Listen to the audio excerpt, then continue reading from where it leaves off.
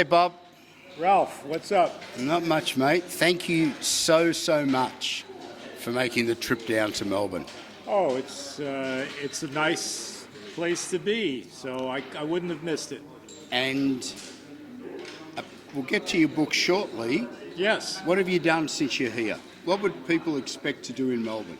I went to the Australian Open, and I was amazed. It's an enormous venue. I couldn't believe how many tennis fans there were. Yeah, it's A few too many for my taste, actually. I couldn't get a seat a few times. I had a grounds pass, but lovely. Yeah. it's we're going to continue this event attaching ourselves to the tennis because it's something that people can experience on top of summer in Melbourne. It's got its moments, but the tennis, the wildlife tours, everything else, we've had people go and see things they've never believed. Exactly, yeah. And the Chouettes, Yeah. my place, poolside, The hailstorms. the hailstorm. Got to see the hailstorms.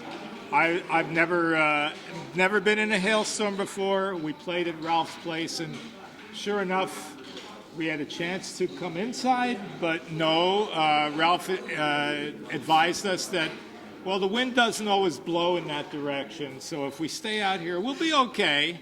And then We all were of a for sudden, about 4 hours. no, we were okay for 1 minute, and then we started getting pelted by hailstones. And one of them was the size of they always say a robin's egg, but it was a bigger egg than that. And that's quite an advertisement for Australia. Thank you, Bob. Well, it was great. It was great. But I mean, Australia, we know, has all sorts of freakish things, right? Strange animals, weather. Strange people. Exactly. But the Chouettes, have you enjoyed the Chouette action? I've enjoyed losing a lot. It's been, I didn't keep track of your score, but well, yeah. you get to play with all the top Japanese, the European players, the top European players. We've played at my house. We've played at poolside at Crown most days. Yes, yes. And lots of Australians play. So there's no shortage of action. So we've got tennis. We've got backgammon before the event even starts. But we've also got some seminars this morning. Yes. And it was the first one where you actually didn't first talk about your book, but it was the first time where you had a crowd of backgammon. It was a bit of a presentation. Presentation. And yeah, I think it was my first presentation. So it was a nice opportunity to see some people and to talk about the 3 books that I've recently published, which differ a little bit from ordinary backgammon books in that these books are not purely technical, but they tell a lot of stories about. Do you want to go through them one at a time, or are you happy? Yeah, we can go through them one at a time. There are actually 2 of them which are called the Backgammon Chronicles, the Pro's Adventures on Tour. I'm the pro, and the tour was, mostly in Europe, mostly from 2009 to 2018. The first one, Volume 1, you can see it's sort of a happy theme. You've got smiley dice. The dice have some frowns too, though, because that's the game itself. They're red, angry smileys there, and happy yellow ones, and then some blue ones with a mixed emotion. But this volume pretty much represents the kind of carnival, excuse me, I'm losing my voice, kind of carnival time that occurred from about 2005 to 2010 when backgammon was trying to emulate poker. There was a lot of money being thrown at backgammon in those days because a lot of people hoped to emulate poker. They had something called the World Series of Backgammon. which was modeled after the World Series of Poker. And there were a number of tours throughout Europe where there were huge prizes given and a lot of money thrown in by casinos. At the same time, online backgammon was thriving. So it was a wonderful time to be a backgammon player. There was money all over the place and adventure. That didn't last forever.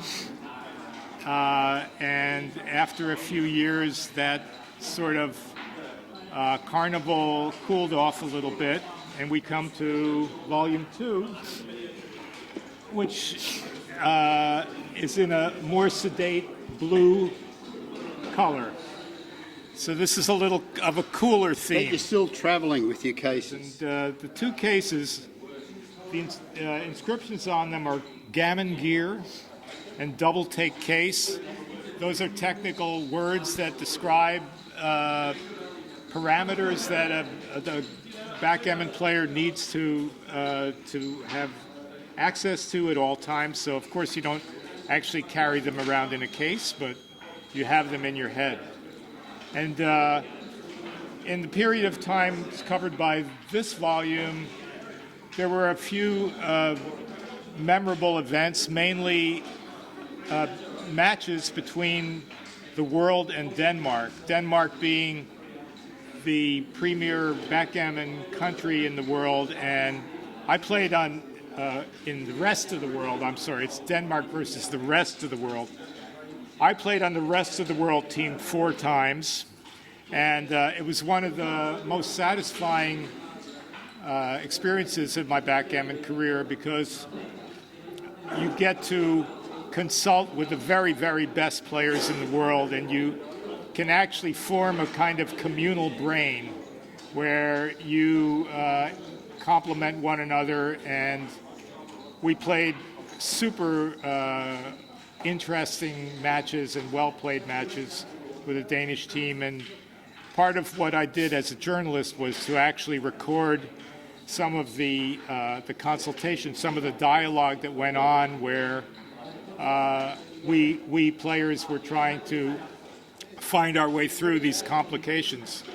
And surprisingly enough, even at the top of the game, there's a lot of emotion that's involved, because it is a dice game, and because even at the top of the game you have fear and greed and all those emotions that come together. And you also had at the time, you're transitioning from snowy and jellyfish and XG's very prominent. So you have all the emotions, but also a lot of the questions that people had unanswered were now prop bets. You spoke about computers, you spoke about during your talk today. Correct, yes. The computers changed the game tremendously. That's mostly in the Volume 1 that I was talking about before. But yes, the computers changed the game, because at one point nobody knew anything, and the best players knew very little. They knew a little more than the weaker players, but not very much more. And I had a set of index cards about that thick of questions I'd never been able to answer. And when the computers came along and they knew everything, all of a sudden all those questions were resolved. It was an ecstatic moment for me.